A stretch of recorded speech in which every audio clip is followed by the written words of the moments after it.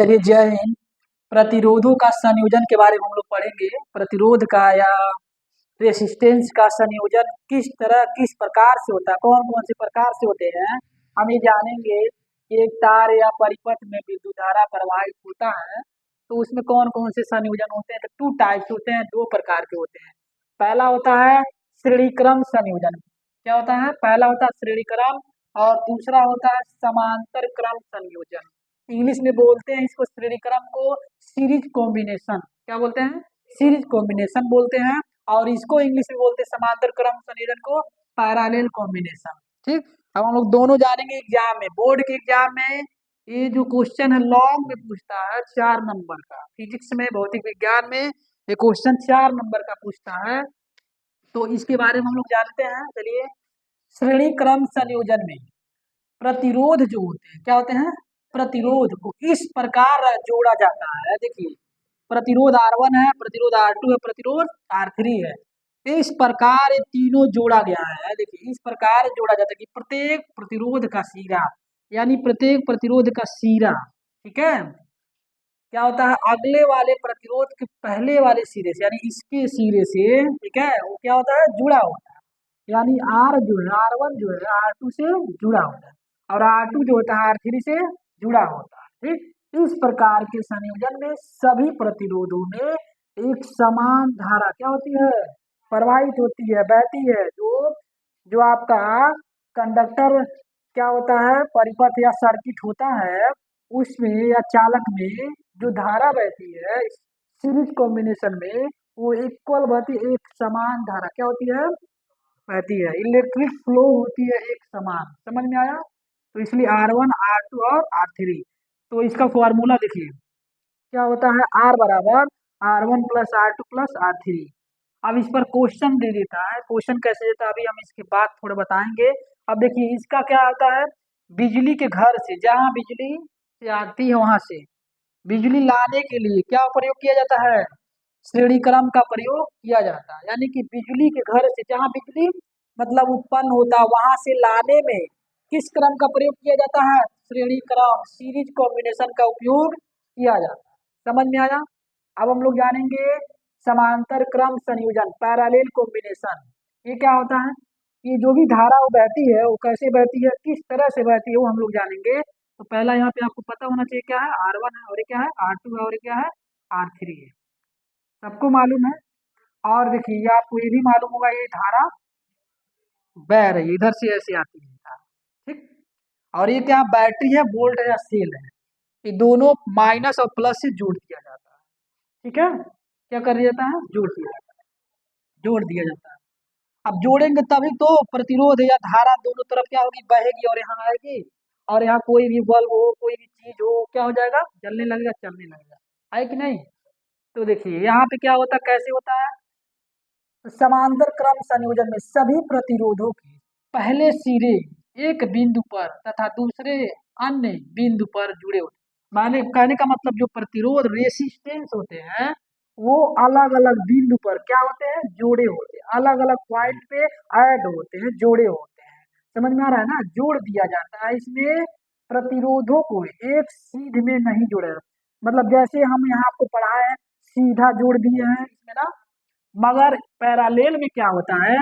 Parallel combination में क्या होता है? जो प्रतिरोध जुड़ता है वो सीधे न जुड़ करके पॉइंट पॉइंट पर जुड़ा रहता। अब देखिए, एक पॉइंट ए हो गया, एक पॉइंट ए हो गया, एक पॉइंट 3 पॉइंट है ना, तीनों पॉइंट पे R1, R2 और R3 जुड़ा हुआ है, जुड़ा है ना। अब आगे देखिए, हम बोले सीधा नहीं जोड़ा जाता है। इसमें वोल्टेज, इसमें क्या होता है? वोल्टेज जो होता है समान रहता है, किंतु धारा क्या होती है?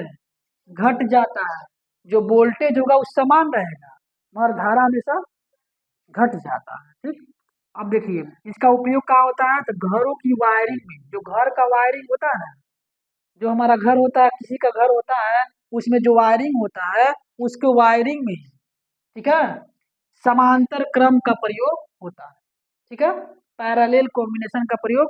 क्वेश्चन पूछता है कि घरों की वायरिंग में कौन सा संयोजन होता है, तो आपको बताना पड़ेगा समांतर क्रम संयोजन।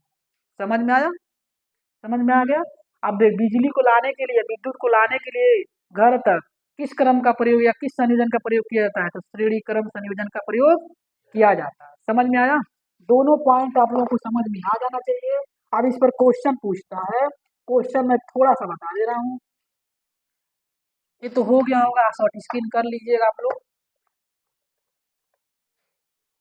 कैसे क्वेश्चन पूछता है बस इसी पे मैं बता दे रहा हूँ आपको।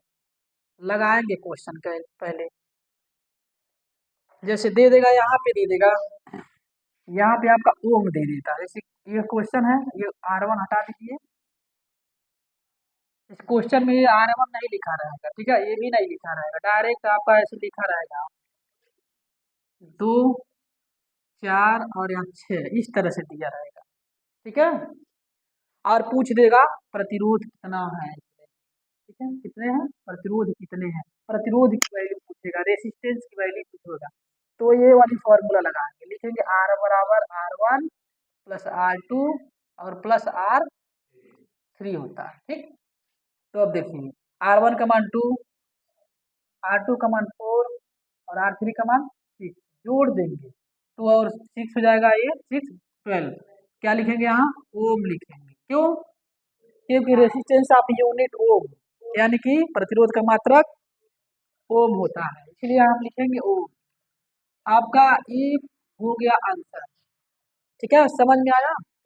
इसी तरह से इसको भी लगाया जाता है, सेम इसी तरह लगाया जाता है।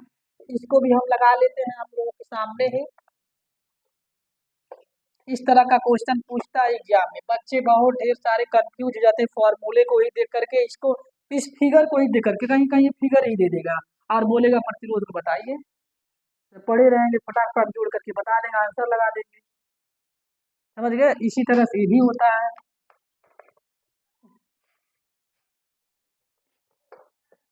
चल रहा है ना? हो चल रहा है कि नहीं? ऐसा ना हो कि सारा मेहनत खत्म। देखिए इसमें भी दे देगा, प्रतिरोध दे देगा, जैसे मान लिया 4 दे दिया, 2 दे दिया और यहाँ पे दे दिया आपका 3 दे दिया, ठीक है। अब इसको पूछ रहा प्रतिरोध की संख्या, इसमें भी क्या करना है आपको? फॉर्मूला रखना, 1/R बराबर 1/R1 plus 1/R2 plus 1/R3। तो 1/R बराबर, ठीक है, रखेंगे 1/R1 की वैल्यू 4, R2 की वैल्यू 2 और R3 की वैल्यू। अब सॉल्व करेंगे, 4 2 3 का एलसीएम लेंगे तो 12 आएगा, ठीक है, भाग देंगे 3 आएगा, इसमें भाग देंगे 6 आएगा और इसमें भाग देंगे 4 आएगा, जोड़ देंगे 6 3 9 9 4 13 आएगा ना, 13 बटे 12। अब यानी कि यहाँ पे हम लगाएंगे इसको, 1/R बराबर हो जाएगा 13/12, क्रॉस मल्टीप्लाई हो जाएगा, ठीक है, 13R बराबर हो जाएगा 12/13, इस तरह से, ठीक है, हाँ सॉरी 12 हो जाएगा, ठीक। अब ये जाएगा R बराबर हो जाएगा आपका 12/13। अब यहाँ पे भाग देंगे तो आ जाएगा आंसर, ठीक है, इसको भाग दे देंगे तो आंसर आ जाएगा, जो आएगा वही प्रतिरोध होगा। समझ में आया? भाग दे लेंगे ना, भाग दे लीजिएगा आप लोग, लगा लीजिएगा, आगे फिर मिलते हैं नेक्स्ट टाइम।